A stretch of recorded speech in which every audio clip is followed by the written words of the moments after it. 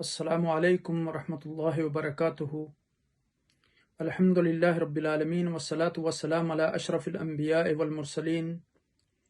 اما بعد فاعوذ باللہ من الشیطان الرجیم، بسم اللہ الرحمن الرحیم۔ یا ایہا الذین آمنوا کتب علیکم الصیام کما کتب علی الذین من قبلکم لعلکم تتقون، صدق اللہ العظیم۔ وقال النبی صلی اللہ علیہ وسلم فی حدیث قدسی الصوم لی وانا اجزی بہ۔ چونکہ رمضان المبارک کی آمد ہے،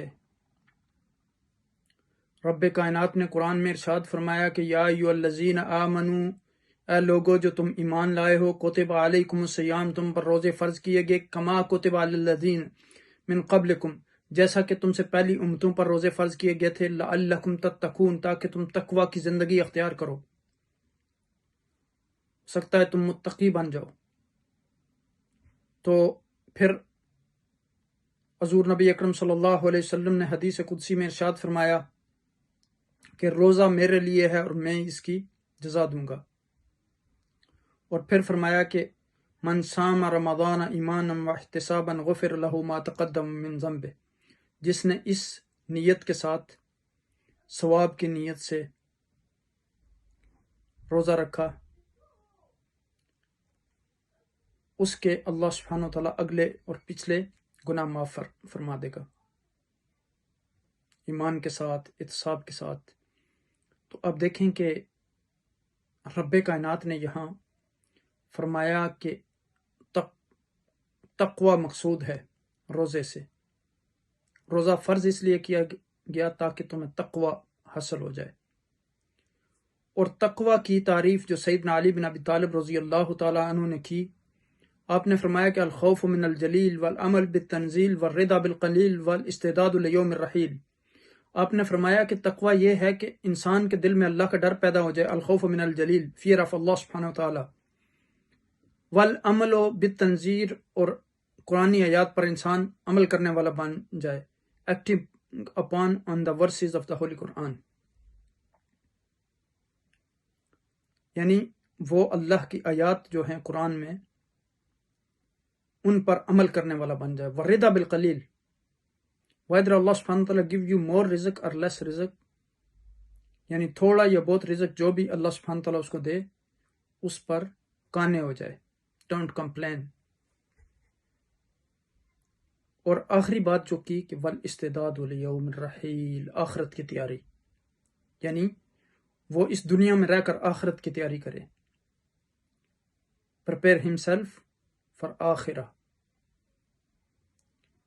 تو تقوی مقصود ہے، چونکہ رمضان المبارک کا جو مہینہ ہے،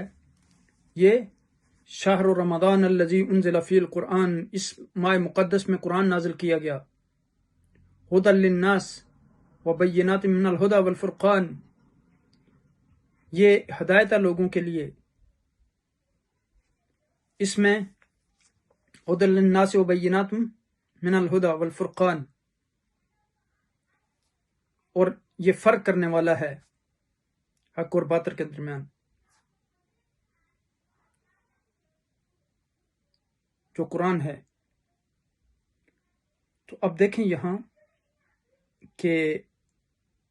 رمضان المبارک کی تیاری، اس کے استقبال کے لیے ابھی سے ہمیں شروع کرنی چاہیے، کیونکہ آقا دو جہاں نبی اکرم صلی اللہ علیہ وسلم سب سے زیادہ جس ماہ میں روزے رکھتے تھے وہ شعبان کا مہینہ تھا۔